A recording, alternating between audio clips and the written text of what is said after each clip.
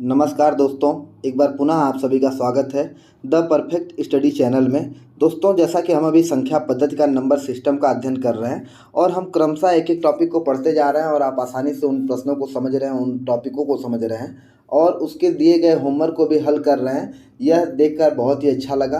आप सभी को बहुत बहुत धन्यवाद। आप ऐसे ही कंटिन्यूअस तरीके से मेहनत करते रहिए।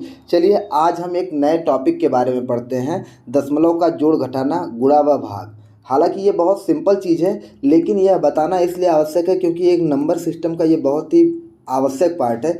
एक तरीके से नंबर सिस्टम एक ऐसी टॉपिक है जिसके अंदर आप गणित की सभी बेसिक चीज़ों को जानेंगे। किस तरीके से जोड़ होता है, घटाना होता है, पक्षांतर होता है, दशमलव को कैसे जोड़ा जाता है, इन सारी चीज़ों के बारे में आप जानेंगे। इसलिए नंबर सिस्टम की क्लास जितनी बड़ी हो उतनी अच्छी है, क्योंकि इसके अंदर सभी प्रकार के टॉपिक, गणित से संबंधित सभी प्रकार के विषय वस्तु आसानी से सम्मिलित हो जाएंगे। चलिए, दशमलव को अंग्रेजी में हम क्या कहते हैं दोस्तों? डेसिमल कहते हैं। क्या कहते हैं? डेसिमल कहते हैं। और ये दार्शनिक एक तरीके से इससे बना है। और ये दशमलव शब्द जो है, ये क्यों दशमलव कहा जाता है? क्योंकि यह 10 अंकों पर बना हुआ है, 0 से लेकर 9 तक। इसको हम संख्या पद्धति के पहले क्लास में पढ़ चुके हैं। तो चलिए, सबसे पहले हम क्या करते हैं, आज दशमलव का जोड़ देखेंगे। आपके सामने जोड़ लिखा हुआ है, जैसे लिखा है 5.7 बटा 5.7 धन 6.8। तो देखिए, एक चीज़ आप जान लीजिए, कभी भी आपको दशमलव का जोड़ या घटाना करना हो, मान लीजिए कोई नंबर लिखा है ABC.XYZ और कोई और नंबर लिखा हो PQ.RST, ठीक है? तो आप हमेशा एक चीज़ ये देखिए कि दशमलव के नीचे दशमलव होना चाहिए, ठीक है? दशमलव के नीचे दशमलव हो गया। अब दशमलव की बाईं ओर वाली संख्या लिख दीजिए, PQ यहाँ लिखा जाएगा और RST यहाँ लिखा जाएगा। सबसे ज़रूरी चीज़ ये है कि दशमलव के नीचे दशमलव होना आवश्यक है। यदि दशमलव के नीचे दशमलव नहीं रहेगा तो आप कतई उस प्रश्न को सॉल्व नहीं कर पाएंगे और वो प्रश्न आपका गलत हो जाएगा। दशमलव का जोड़ हो या घटाना हो, जोड़ और घटाना में हमेशा दशमलव के नीचे दशमलव है। अब दोनों तरफ की संख्याओं को आप जैसे जोड़ते हैं, ठीक उसी प्रकार से जोड़ दीजिए। जैसे मैं आपसे कहूं कि 15.35 और जोड़ना है 1.496 को, ठीक है? चलिए, अब इसको जोड़ना है। अब आप देखिए, ये 2 अंक दशमलव के 2 अंक तक है और ये दशमलव के 3 अंक तक है, तो यहाँ एक जीरो आप अपने से बढ़ा सकते हैं। जोड़िए, 6 और 0 6 हो गया, 9 5 14 के 4 हो गया, हासिल लगा 1 का, 4 3 7 1 8 हो गया। फिर दशमलव के नीचे ठीक दशमलव आप लगा दीजिए, 5 1 6 और 1 16.846। बिल्कुल आसान जोड़ है। फिर से कोई एक दूसरा उदाहरण देख लीजिए। जैसे मान लीजिए मैं कह दिया कि 45.008 कह दिया और कह दिया कि 135.3, ठीक है? ऐसे दशमलव के नीचे दशमलव होना चाहिए, इस चीज़ का आपको ध्यान देना पड़ेगा। और बाकी सब चीज़ों को सेम ऐसे लिख लीजिए। अब यहाँ 3 है, ये 2 अंक और है, तो 0 आप बढ़ा लीजिए। तो यहाँ हो गया 8, यहाँ हो गया 0, यहाँ हो गया 3। फिर दशमलव को अपनी जगह उतार दीजिए, 5 5 10 के 0, 4 3 7 1 8 और 1 180.308। तो मेरे हिसाब से यह बिल्कुल आसान प्रक्रिया है। जोड़ आप जानते हैं और दशमलव का जोड़ जो है उसमें करना क्या है आपको? बस दशमलव के नीचे दशमलव होना चाहिए, उसके बाद बाएं दाएं संख्या कुछ भी हो उससे कोई फर्क नहीं पड़ता है, ठीक है दोस्तों? अब हम जैसे कुछ एग्जाम्पल यहाँ दिए हुए हैं तो फटाफट इनको देख लेते हैं। जैसे 7 8 15 हो गया, 15 के 5 हासिल लगा 1 का, 6 5 11 1 12, 9 4 13 के 3 हासिल लगा 1 का, 6 8 14 1 15। अब देखिए, आप यहाँ आपको आसानी से दिख रहा होगा कि किस तरीके से हम प्रश्नों को सॉल्व कर रहे हैं और दशमलव के नीचे दशमलव लिखा हुआ है। 3.5 धन 8.9 है, तो 9 5 14 के 4 हासिल लगा 1 का, 8 3 11 1 12.4, 7 8 15 के 5 हासिल लगा 1 का, 6 4 10 के 11 के 1 हासिल लगा 1 का, 7 2 9 1 10, 5 3 8 9 2 11 के 1 हासिल लगाएगा, 8 3 11 1 12 121.8। आप देख रहे होंगे कि जैसे कोई संख्या लिखी है AB.CD और जोड़ना है PQ.EST से जोड़ना है, तो आप सीधे सीधे देख रहे हैं कि दशमलव के नीचे दशमलव है। देखिए, यहाँ पर दशमलव के नीचे दशमलव है। 9 2 11 के 1 हासिल लगाए 1 का, 2 2 4 1 5 8 9 17। बिल्कुल आसान प्रश्न है। चलिए दोस्तों, आगे देखिए अगला क्या लिखा हुआ है। अब इस तरीके से इसमें देख लीजिए आप, क्या है? 2 और 5 कितना हो गया? 7 हो गया। 4 3 7 हो गया। दशमलव के नीचे दशमलव हमने लगा दिया यहाँ पर। 8 4 12 के 2 हासिल लगाए 1 का, 9 4 13 1 14। तो आप अपने मन से रैंडमली कोई भी संख्या ले लीजिए। जैसे मान लीजिए कह दीजिए आपकी 48.35 धन 15.358 कर दीजिए। कुछ नहीं करना है, यहाँ जीरो बढ़ा दीजिए अपने आप। यहाँ हो गया 8 5 5 10 के जीरो हासिल लगाए 1 का, 3 3 6 1 7, 8 5 13 के 3 और 4 1 5 1 6। बिल्कुल आसान सा प्रश्न है। तो आई थिंक अब आप जोड़ कर ले जाएंगे। और दशमलव का तो बस इसमें ध्यान ये देना है कि हमेशा दशमलव के नीचे क्या रहे, दशमलव। दशमलव के नीचे क्या होना चाहिए दोस्तों, दशमलव।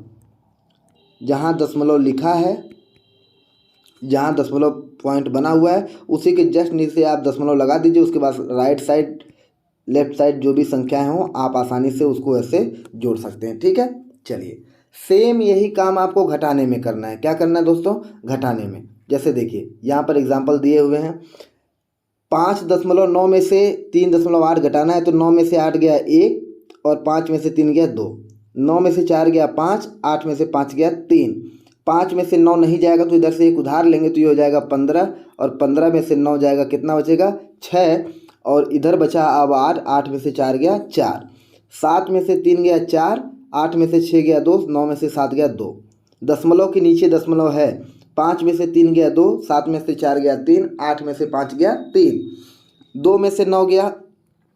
अब आप यहाँ देखिए 2 में से 9 गया नहीं जाएगा तो यहाँ से एक उधार लेंगे तो 12 में से 9 गया 3, 11 में से 2 गया 9, 7 में से 2 गया 5, 12 में से 5 7 हो जाएगा आपका, 12 में से 4 8 हो जाएगा आपका, 13 में से 8 5 हो जाएगा, और 8 में से 4 5, 8 में से 4 गया ये 4 हो जाएगा। आप सोच रहे हैं कि सर इतना जल्दी जल्दी क्या बताने की आवश्यकता है, तो एक एग्जाम्पल मैं आपको आसानी से समझा देता हूँ। जैसे मान लीजिए यहाँ पर लिखते हैं हम 95.32 माइनस 48.98। ठीक है, ये हमको माइनस करना है। हमने दशमलव के नीचे दशमलव लिख दिया। अब यहाँ 2 है, 2 में से 8 घटेगा नहीं तो यहाँ से एक उधार लेंगे तो यहाँ हो जाएगा 12, 12 में से 8 जाएगा 4। अब यहाँ एक्चुअल में बचा कितना है 2। अब यहाँ से जब एक उधार लेंगे तो ये जाएगा तो कितना हो जाएगा, फिर से ये 12 हो जाएगा, 12 में से 9 गया बचा 3। अब यहाँ बचा हुआ है दशमलव के नीचे हमने देखिए यहाँ पर दशमलव लगा दिया। अब बचा 4, 4 में से 8 जाएगा नहीं तो यहाँ से एक उधार लेंगे होगा 14, 14 में से 8 गया कितना बचेगा 6, और यहाँ बचा 8, 8 में से 4 गया 4, 46.34। इस प्रकार हम दशमलव के जोड़ और घटाने की प्रक्रिया को समझ चुके हैं। और इस पे बस आप 2-4 प्रश्न करिएगा, 2-4 प्रैक्टिस करिएगा। यह आपके प्रत्येक सवालों में प्रयोग हो सकता है, ऐसे उन सभी सवालों में प्रयोग हो सकता है जो आपके नंबर सिस्टम से संबंधित है या और किसी से संबंधित है। जैसे ये सब बेसिक चीज़ें हैं, ये कोई टॉपिक नहीं है। हो सकता है कि आपको औसत में भी दशमलव को जोड़ना पड़ जाए, भिन्न में भी दशमलव को जोड़ना पड़ जाए, या आपको कहीं लाभ हानि ब्याज प्रतिशत कहीं भी जोड़ना पड़ सकता है। तो यह एक बेसिक ज्ञान है, आप इसको आसानी से समझ लीजिए। बस जोड़ और घटाने में क्या करना है कि जो दशमलव है उसके नीचे दशमलव होना चाहिए। बस राइट साइड और लेफ्ट साइड की संख्याओं को जैसी हमारी सामान्य प्रक्रिया होती है ठीक उसी प्रकार जोड़ते और घटाते हैं। ठीक है दोस्तों, चलिए आगे बढ़ते हैं। गुणा है तो गुणा को पहले मैं आपको एक समझाता हूँ, छोटा सा गुणा, उस तरीके से आप कर लीजिएगा। जैसे मान लीजिए यहाँ देखिए 3.4 है, मान लीजिए मैं सबसे पहले 5 से गुणा कर रहा हूँ। ठीक, तो कुछ करना नहीं है, आप गुणा करिए। 5 चौक को 20 के जीरो हासिल लगा 2 का, 5 से 15 2 17। आप बताइए कि दशमलव कितने अंकों पर है, केवल ऊपर वाली संख्या में है, एक स्थान पर है। तो आप दाएं से बाएं की तरफ मतलब पीछे से इधर आगे की तरफ क्या करेंगे, एक अंक पर दशमलव लगा देंगे। ठीक है, चलिए ये तो बिल्कुल आसान है। अब मान लीजिए हम आगे की बात करते हैं। अगर ये 2 अंक का हो गया, जैसे 1.2 गुणे 2.3 हमने कर दिया। अब गुणा करिए, आप दशमलव अपने मन से हटा दीजिए। अब आप ये समझिए कि ये लिखा है 12 गुणे 23। क्या लिखा है, 12 गुणे 23। गुणा करिए, 3 दूना 6, 3 एकम 3, 2 दूना 4, 2 एकम 2। इसको जोड़ लीजिए, 6 4 3 7 और 2, 276 आ गया दोस्तों। अब आप देखिए यहाँ पर आपको देखना ये जरूरी है कि इसमें कितने अंकों पर दशमलव है? एक अंक पर यहाँ है, एक अंक पर यहाँ है। दो अंकों पर दशमलव है तो पीछे से दो अंक लगा दीजिए, एक अंक दो अंक छोड़ के यहाँ लगा दीजिए, तो आपका उत्तर क्या हो जाएगा? 2.76। ठीक है दोस्तों, आप समझ गए होंगे। चलिए इसके बाद हम अगले प्रश्न की तरफ चलते हैं। अगला प्रश्न हमारा क्या है? जैसे मान लीजिए हम मानते हैं कि आपको हमने दे दिया 1.03 गुणे 0.01। आप कठिन गुणा कर ले जाएंगे, लेकिन जो आसान गुणा होता है वहीं आपसे गलती होती है। अब यहाँ आप अगर जल्दी के चक्कर में गुणा करेंगे तो गलत हो जाएगा। पहले आप चीज़ों को सीखिए, सीखने के बाद अभ्यास कीजिए। जब आप उस चीज़ के अभ्यस्त हो जाते हैं तब आपका मन करे तो आप जितना जल्दी आसानी से हल कर सकते हैं, लेकिन पहले पूरी प्रक्रिया के साथ चलिए और इसकी प्रैक्टिस इतनी बार करिए कि जब तक आपको एग्ज़ाम देना हो तब तक आपको इसकी आदत लग जानी चाहिए। 1 का 3 में गुणा करेंगे कितना आएगा? 3। 1 से किसी संख्या में गुणा करेंगे, जितने में गुणा करेंगे उतना ही आएगा। 1 का 0 में करेंगे 0, 1 एकम 1। अब 0 से गुणा करिए, 0 से किसी भी संख्या में गुणा करेंगे क्या होगा? 0। बस एक 0 और था तो मान लीजिए 0 से फिर करेंगे गुणा, तो आप समझिए कि इसको ऐसे कर सकते हैं, यहाँ 0 यहाँ 0 यहाँ 0। ठीक है, अब इसको जोड़िए, 3 0 1 0 0, यही है आपका। ठीक है, अब यही है आप, तो अब आप इसमें देखिए कि 2 अंक पर यहाँ दशमलव है, 2 अंक पर यहाँ दशमलव है, 4 अंक पर लगना चाहिए। हमको मिला क्या है? देखिए 0 0 1 0 3, यही हमको गुणा के बाद मिला है। 4 अंक पर दशमलव होना चाहिए, 1 अंक 2 अंक 3 अंक 4 अंक, तो 1 दशमलव हमने यहाँ पर लगा दिया। ये क्या होगा? 0.0103। अब इसी चीज़ को अगर आप देखना चाहते हैं तो देखिए, यहाँ पर आपके सामने आपके समक्ष लिखा हुआ है बिल्कुल आसान भाषा में 1 0।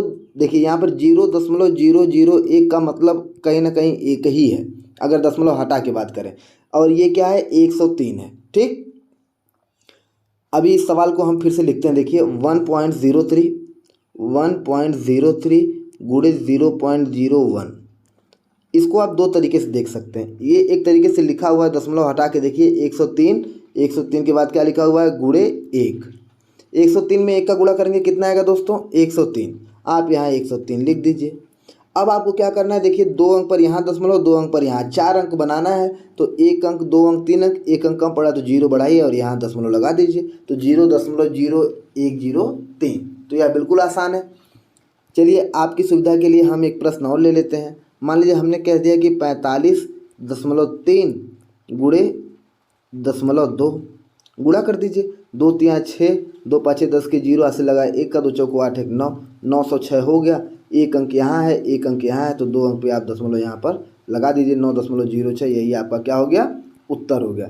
तो आप दशमलव का गुणा कर ले जाएंगे। अब चलिए, अब अगली जो प्रक्रिया बचती है इसमें वो क्या है? दशमलव का भाग। दशमलव का भाग देखिए, सबसे पहले हम किसी छोटी संख्या में देखते हैं।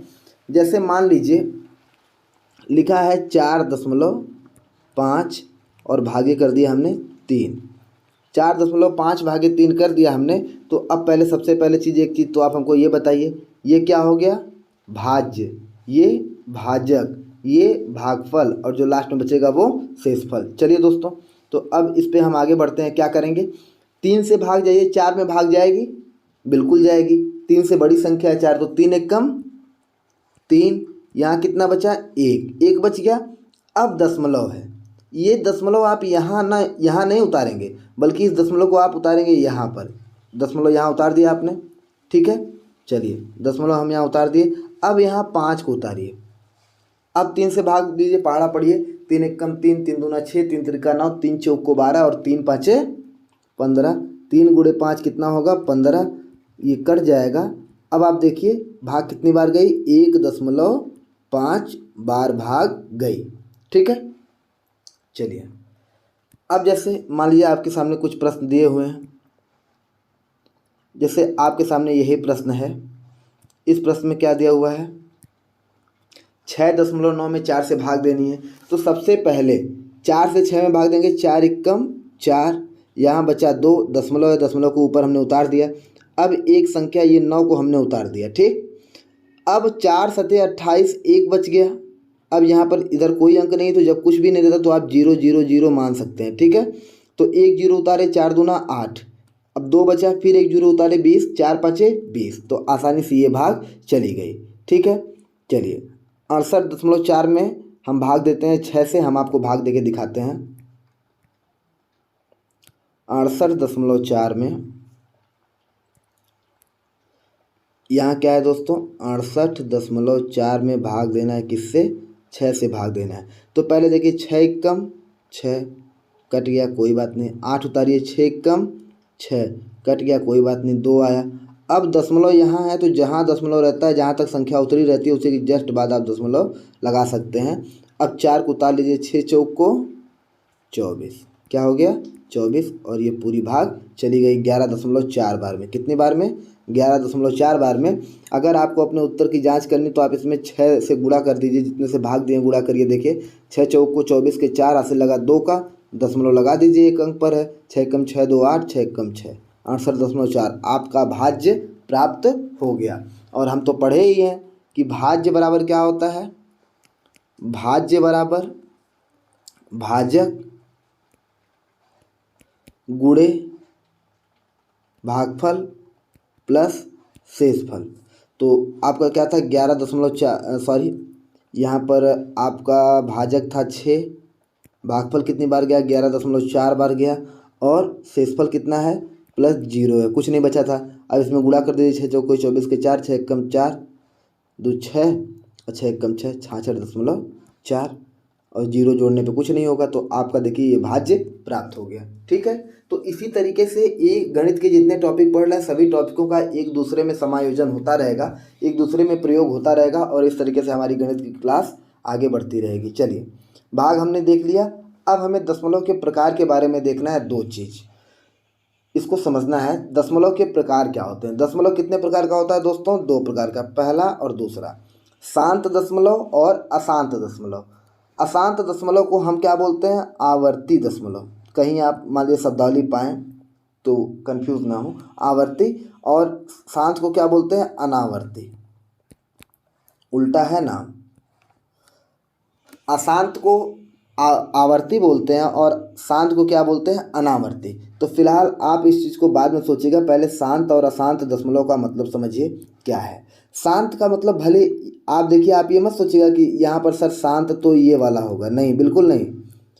यहाँ अर्थ इसका जरूर है ये, लेकिन यहाँ पर हमेशा शांत छोटे स के साथ, छोटे स का मतलब क्या होता है, दंत स, दंत स के साथ ही इसको हम लिखते हैं। तो देखिए शांत दशमलव में क्या होता है, दशमलव जहाँ शांत हो जाए, जैसे मैंने कह दिया 1.875, ठीक। अब मैं कह दिया कि जैसे ये शांत हो गया, क्यों, क्योंकि अब ये यहाँ रुक गया, अब इसके आगे ये बढ़ नहीं रहा है। लेकिन अगर मैं कहूँ 1.333 ऐसे बढ़ता चला जाए और इसे डॉट डॉट डॉट लगा दूँ, मतलब 1.3 ऐसे जाता ही चलता ही चला जाए, चलता ही चला जाए, तो वह क्या हो जाएगा, अशांत हो जाएगा। वह शांत नहीं है, वह अशांत है, वह ऐसे ज़िंदगी भर बढ़ता रहेगा, अनंत की ओर बढ़ता चला जाएगा। जैसे मान लीजिए मैं आपसे कहूँ कि आप 4.5 में 3 से भाग दीजिए, 3 एकम 3, यहाँ 1 बचा, दशमलव यहाँ बढ़ाया, 5 उतारे, 3 पाँचे 15। ये देखिए पूरी भाग चली गई कि नहीं। अब पूरी भाग चली गई तो अब आगे भाग जाएगी नहीं, तो 1.5 जो हमारा प्राप्त हुआ ये क्या हो गया, ये शांत दशमलव हो गया। क्या हो गया दोस्तों, ये शांत दशमलव हो गया। और अशांत कब होता, जैसे मैं आपसे कह दूं कि 10 में भाग दीजिए आप 3 से, 3 त्रिका 9, 1 बचा, यहाँ दशमलव बढ़ाइए, 1 जीरो उतारिए, 3 त्रिका 9, 1 बचा, फिर अपने आप जीरो उतर जाएगा, 3 त्रिका 9, ऐसे अनंत तक प्रक्रिया चलती चली जाएगी। तो 3.333 ऐसे अनंत तक चलता चला जाएगा, तो वह क्या हो जाएगा, अशांत। शांत का मतलब जो भाग पूरी तरह दशमलव में चली जाए, और अशांत का मतलब जब भाग पूरी तरीके से दशमलव वाली संख्या में न जाए, कोई एक नंबर रिपीट होता रहे। ठीक है, चलिए अब जैसे मान लीजिए शांत और अशांत दशमलव के बाद अब एक चीज़ ये समझना है कि इसको लिखते कैसे हैं। शांत दशमलव तो सबका क्लियर हो गया होगा कि सर जैसे मान लीजिए अगर कहीं हो गया, जैसे किसी ने कहा कि सर शांत दशमलव कैसे लिखेंगे, अगर 3.58 हो गया, यहीं रुक गया तो ठीक है, ये तो शांत हो गया, इसमें कुछ कठिन नहीं है। कठिनता आती है कहाँ आपकी, अशांत में आती है। अशांत में जैसे मान लीजिए अगर कहीं लिखा है 10.8 तीन तीन तीन तीन तीन, ऐसे केवल तीन, एक अंक रिपीट हो रहा है, तो इसको आप ऐसे लिखेंगे 10.3 और 3 के ऊपर केवल बार।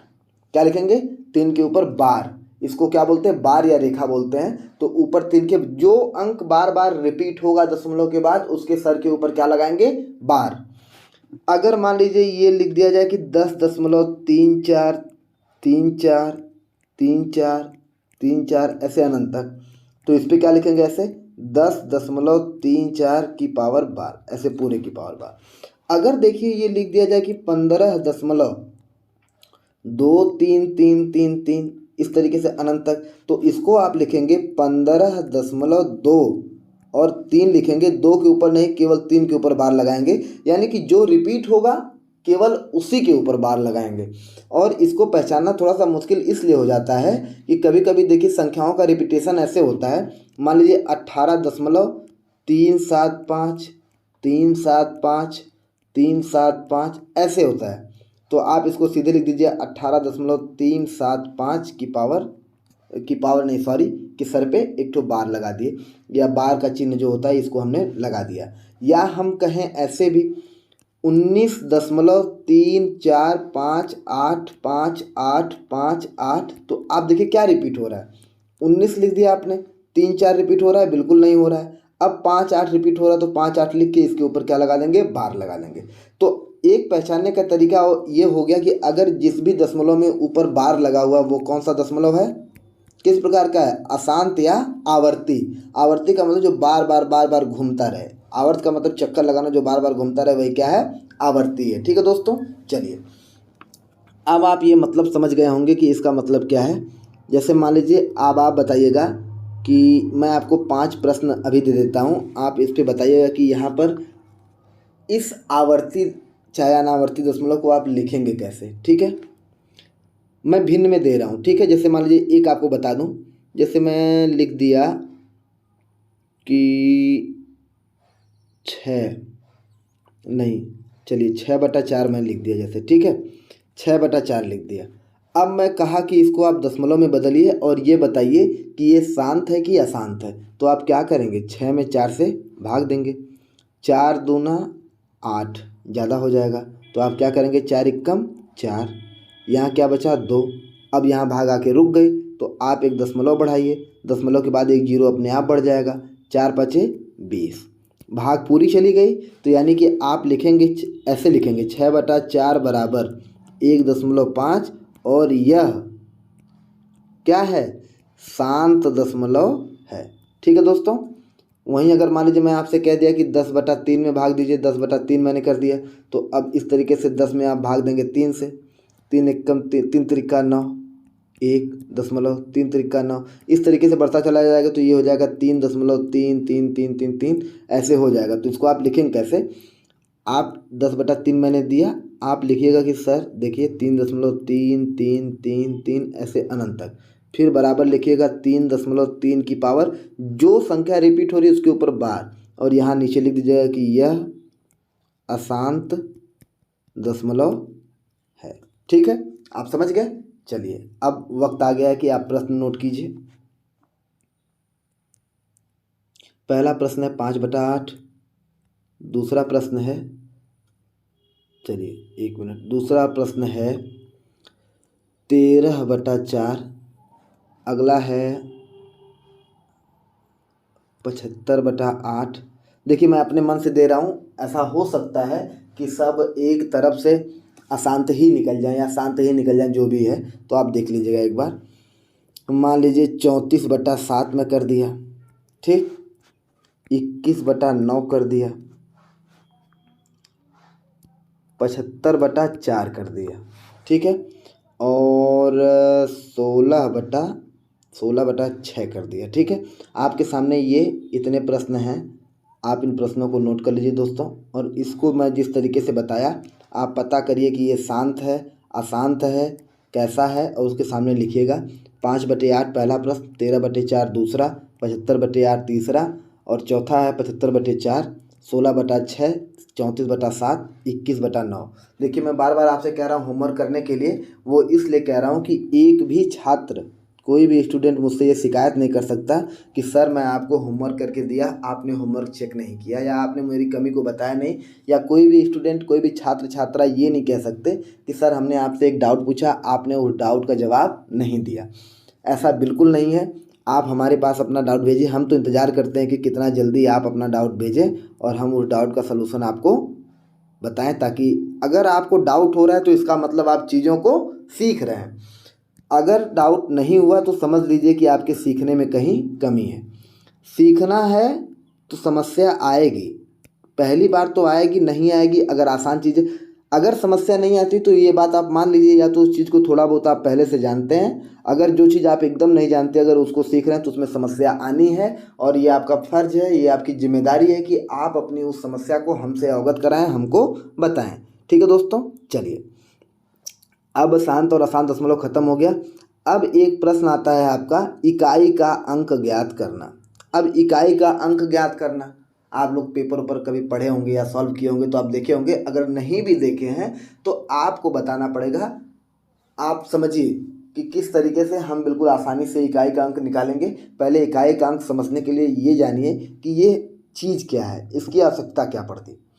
सबसे पहले देखिए, मान लीजिए मैं आपसे कहूँ 13 गुणे 5, इसके गुणनफल में इकाई का अंक क्या है, तो आप क्या कहेंगे सर 13 पचे 65 हो गया, और 65 में इकाई क्या है 5, क्या है 5।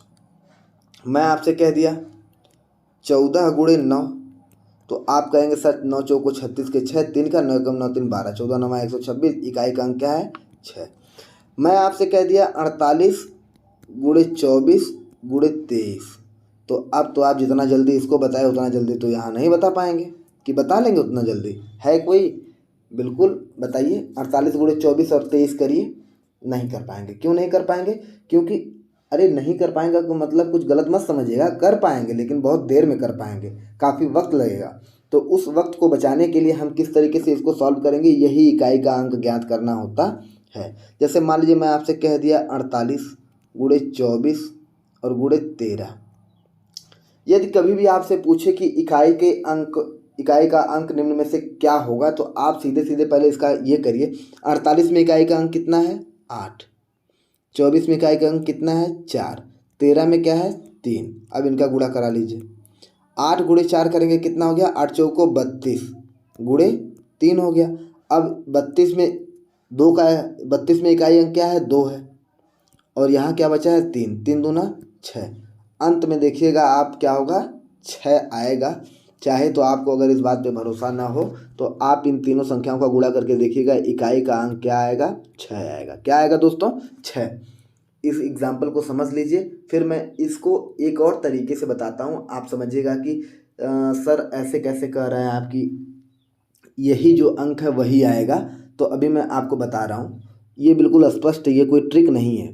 जैसे देखिए, आप 48 में जब 24 का गुणा किए, 4 बटे 32 किए 2, 3 हो गया, 4 चौको 16, 3 19, 2 8 16 के 6। अब आप यहाँ लिख रहे हैं क्योंकि दहाई वाला अंक है तो यहाँ लिख रहे हैं, और 2 चौको 12, 2 चौको 8 1 9, तो ये क्या हो गया 2 9 6 15 के 5 हाथ से लगा 1 का 9 1 10 1 11, 1152। यहाँ देखिए 2 आ गया कि नहीं आ गया। चाहे आप ऐसे 2 कर लीजिए, चाहे इसके इकाई का अंकों का कहीं बाहर गुणा कर लीजिए। 8 गुणे 4 देखिए क्या हो गया 32, 2 आया कि नहीं दोस्तों, वही चीज़ है ना। चलिए अब इसके बाद क्या था, अब 2 के बाद अब 1152 में आप 13 का गुणा कर लीजिए।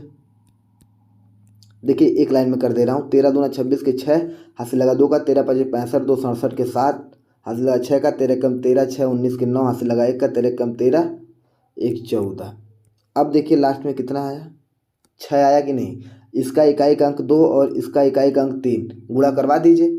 अब यहीं अगर हम इसको अलग पेन से करते हैं, यहाँ पे देखिए थोड़ा सा, अगर हम इसको इस तरीके से करते हैं, यही प्रश्न था 48 था गुणे 24 था गुणे 13 था, यही था ना।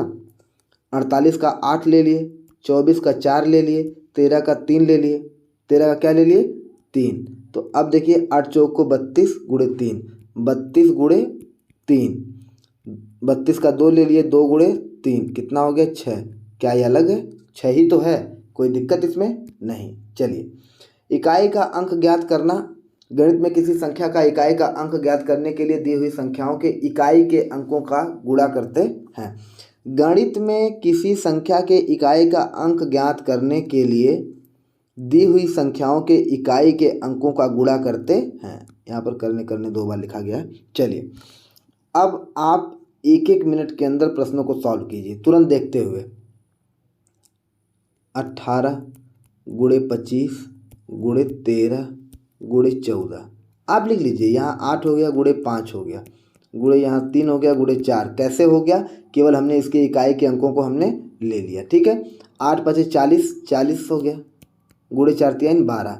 40 का 0 ले लिया, 0 गुणे इसका 2 ले लिया, 0 गुणे 2 कितना हो गया? 0। अब एक चीज़ आप यहाँ समझिए, यहाँ समझने वाली चीज़ क्या है कि अगर कभी भी किसी भी प्रश्न में आपको इकाई का अंक 5 मिल जाए, क्या मिल जाए? 5, और कहीं भी इकाई के स्थान पर कोई सम संख्या हो, सम संख्या का मतलब क्या हो गया समझिएगा, इकाई के स्थान पर किसी संख्या में 5 मिल जाए और उसके साथ साथ गुणे में कहीं भी कोई संख्या 0 2 4 6 या 8 मिल जाए तो आप समझिएगा उसकी इकाई का अंक क्या होगा? 0। क्या होगा दोस्तों? 0।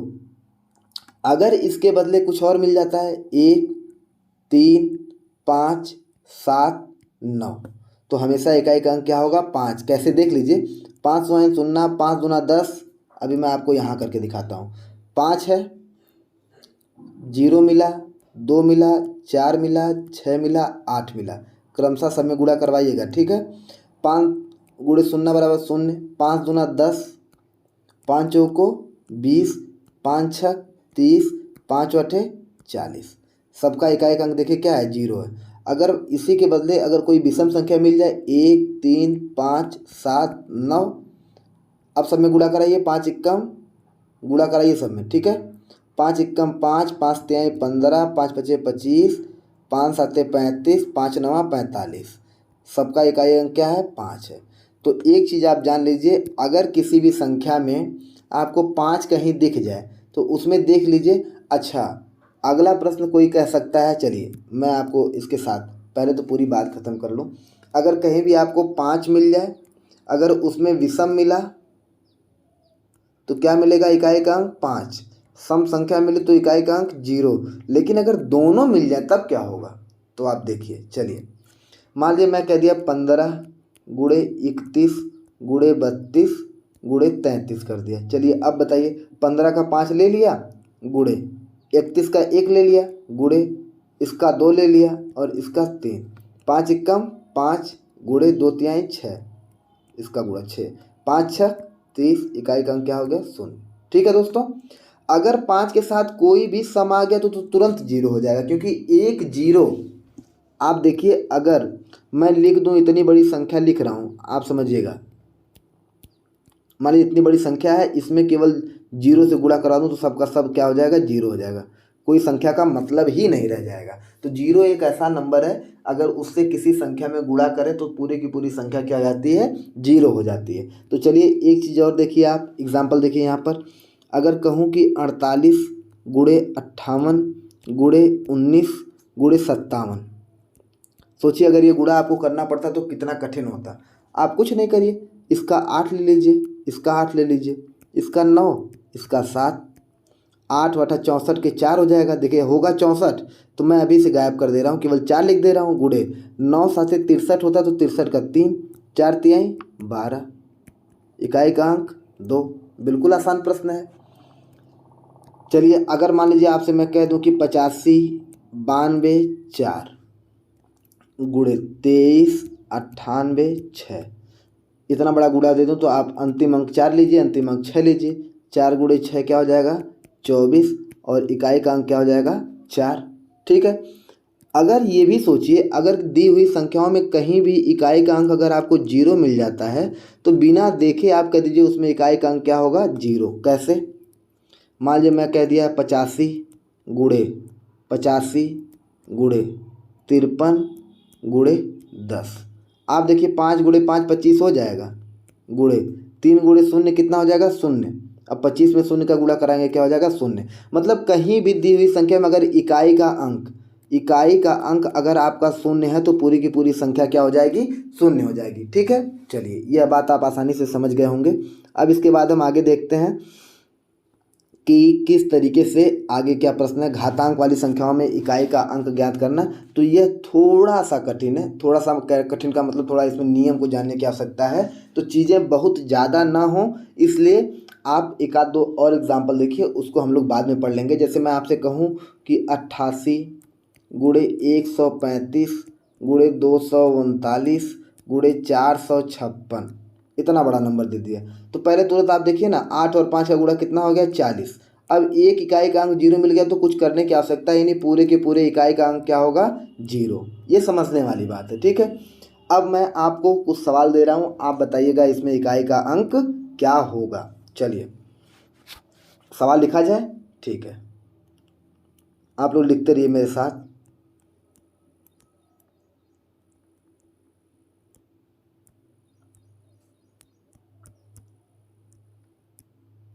पहला प्रश्न क्या है, 552 गुणे 3 गुणे 4856 गुणे 1832। दूसरा प्रश्न क्या है, पेन बदल लेते हैं। दूसरा प्रश्न आपके सामने है 279 गुणे 389 गुणे 485 गुणे 121। ठीक है, इसको आप हल करिएगा। तीसरा प्रश्न ले लीजिए आप, 1845 गुणे 1490 गुणे 23,556। ठीक है, चलिए उसके बाद अगला प्रश्न क्या है, अगला प्रश्न लिख लेते हैं हम लोग कलरफुल पेन के साथ। 189 गुणे 444 गुणे 15,231। ठीक है, 4 प्रश्न आप कर लीजिएगा। 4 प्रश्न आप इसको नोट कर लीजिए तुरंत, पहले बिना कुछ सारे काम को रोक कर। अगर आपके पास पेन पेपर है तो पहले इन 4 प्रश्नों को नोट कीजिए और आप बताइए कि सर इसमें इकाई का अंक यह होगा। आप ठीक पहले प्रश्न उतार लिए होंगे, मैं उम्मीद करता हूं। अगर नहीं भी उतारे हैं तो इस वीडियो को यहीं पर रोक दीजिए, एक बार रोकने के बाद लिख लीजिए, उसके बाद वीडियो प्ले कीजिएगा। मैं अब आगे चल रहा हूं, इसको हटा रहा हूं। ठीक है, जैसे मैं आपसे कह दूं कि आप बताइए 85 गुणे 53 गुणे 44 में इकाई का अंक क्या होगा, तो आप बिल्कुल इस प्रक्रिया के साथ लिखेंगे। यहाँ 5 गुणे इकाई का अंक 3 गुणे 4। देखिए दोस्तों, मैं बार बार एक बात कहूँ, आप हो सकता है समय बचाने के लिए डायरेक्ट गुणा कर दें, 5 से 15 चौको 60, इकाई का अंक 0 बता दें। मैं ये भी कहता हूँ कि आप 99 पॉइंट सही हो जाएंगे, 99% सही हो जाएंगे, हर बार सही हो जाएंगे। लेकिन हमें 1% की भी गुंजाइश इसलिए नहीं छोड़नी है कि हमको लिखना ना पड़े। ठीक है, तो इसलिए पहले लिखना बहुत ज़रूरी है। 5 गुणे 3 करिए, 5 से 15 गुणे 4, 15, 5 चौको 20 हो जाएगा। आप ऐसे लिखेंगे 20 और इकाई का अंक क्या लिखेंगे, 0। ठीक है दोस्तों, आप इस तरीके से कर लीजिएगा। चलिए आज की कक्षा को यहीं विराम देते हैं। आप सभी का बहुत बहुत धन्यवाद।